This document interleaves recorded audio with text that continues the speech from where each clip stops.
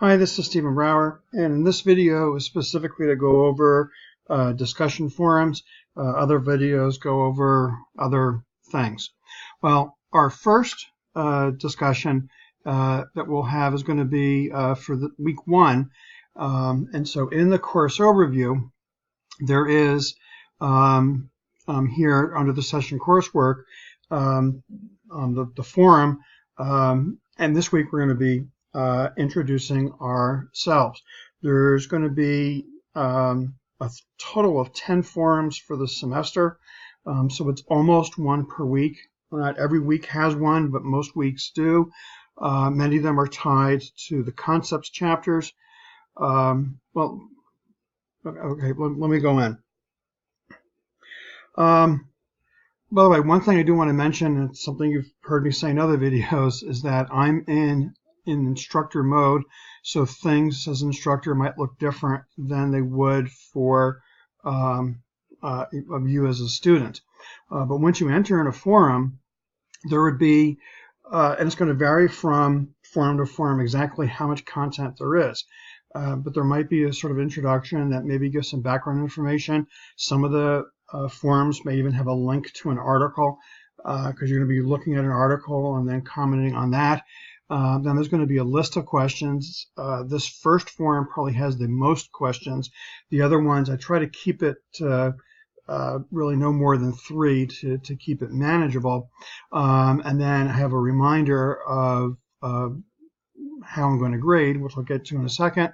And then what would be down here would be all the responses of your classmates, including mine, once I actually post it.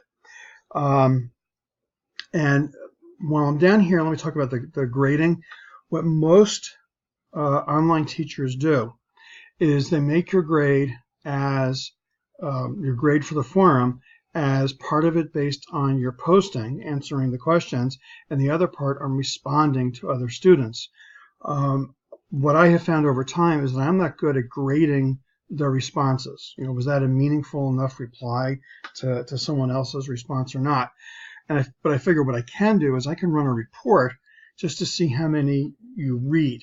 So 20% of your posting grade is going to be reading the posts of your classmates. I can run a report and I can see how many are read. Now, ignoring this first week, because this is Tuesday the 23rd, was when our first forum is due. But ongoing for other weeks, we'll generally have a full week leading up to when something is due. What I usually might do is then say, okay, based on how many postings are there on Sunday night, then how many of those have been read. What are you babbling about, Brower? There's 22 people in the class, and you're not going to have to go in and make sure you read 21 postings of your classmates. Since some people are going to be posting late, it's not fair to someone who posts early to force them that they have to go back and wait for everyone to post in order for them to read it. So what I usually do is a couple days before when a posting is due, I kind of look at how many postings were then and say, okay, then maybe have a good percentage of what the number is. So you don't have to necessarily read all 21 posts, but you maybe only have to read 15. I don't know the exact number. It's going to vary week to week. Anyway, well, you'll see the first feedback on that. Okay, so one thing that might help when you're actually doing a response is to take the questions that you're going to be answering and copy them so that you can paste them into your response and then just kind of fill in the blanks. For a lot of the postings, since your initial post is going to be your response to the questions, you're going to start a new thread. So I'm going to start a new thread. Now in this case, because this is my introduction, I'll just put here Brower introduction. And the main part here, I'll paste those questions in. And then I will go in and I'll answer those questions. Oops. What I'm going to do right now is I'm going to pause the recording of the video. I'm going to fill in the questions, and I'll pick up in a moment. So here's a little pause. Okay, through the miracle video, what I did is I filled in answers to my questions. Since I'm an instructor, some of my answers are a little bit different as opposed to the way that maybe a student would answer them. And you can go back later and you can see the questions that or the answers that I put in for these questions. If I don't foresee which of the future discussions would require you to attach a file, but you could attach a file to a response if you want it.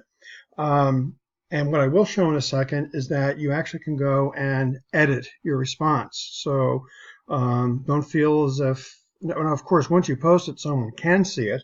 And so if someone happens to be online at the exact moment you're posting, they could read what you post. But let's say you realize, oh, I spelled something wrong, or I didn't like the answer to that, or oh, I missed a question. You can go back and edit your response that you have without having to post an additional one. So let me just so at the bottom here, let me hit submit. This will submit my response to the system, and as you see down here, that here it's showing the response that I gave. And let me open my own so you can see how it would look to actually go and view someone else's posting. And so then here is my post that I did answering the questions that are here. Now, in the lower right-hand corner, if you notice, one of the things that here is edit. Now, you're not going to be able to edit your classmates' postings, but you will be able to edit your own. And so if you look at it, realize, oh, I missed a question, or I don't like the answer to that, or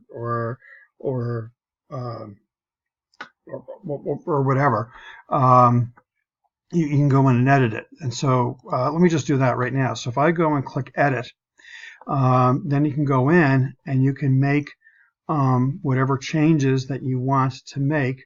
Why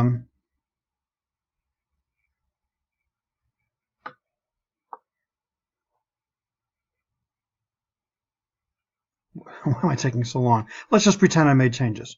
Okay. I apologize. I said, oh, this is perfect. I don't want to change anything. But anyway, so you can edit your responses. Okay, so a couple things for future postings. There's not going to be a right or wrong answer to a number of the questions that are there. Oh, and by the way, even for this one, I'm not going to go and verify. In other words, I'm not going to go and run a report to see if you've taken an online class before. I'm not going to go and look at your transcript and see when your first class was at Riard Valley. So you could be lying on these questions, and I just would not know.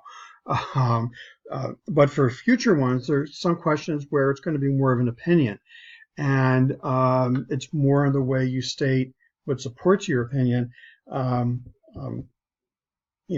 What count as your posting than whether or not I agree with your opinion or not. And the example I use in the syllabus is, would you enter your credit card online? And, there could be a whole bunch of reasons why you wouldn't. And just saying no, I would want to know, well, why wouldn't you enter your credit card online? That's another thing for later. Keep in mind that all of your postings are read by all of your classmates. So it's as if we were in the classroom, as if you were to speak, and everyone in the class would hear what you say. I ask that you please try to be mindful of others' feelings, and just to be very conscious of your postings that you have. I think that's enough on the discussion. Oh no, actually, I'm sorry, I did forget one thing I want to do.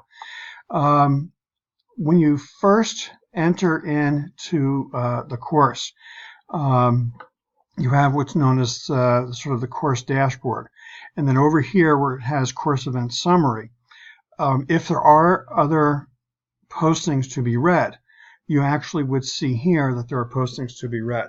So it's one of those things that when you first go into the course, there should be an indication whether there's any posts. At the present moment, I'm caught up on posts because there's only one, my own, and I've read it. Now, my view is a bit different than your view, but the same thing is that the main screen in web study is that there should be sort of like an event summary here listing that there are postings. But anyway, but the one thing to keep in mind is that you can always go in through the timeline to go to the specific forum and enter into the forum and then see the questions and post your response by starting a new thread there. Oh, that was horrible. I'm sorry, I'm a little distracted. I think I got everything. If not, I'll make an addendum to the video. All right.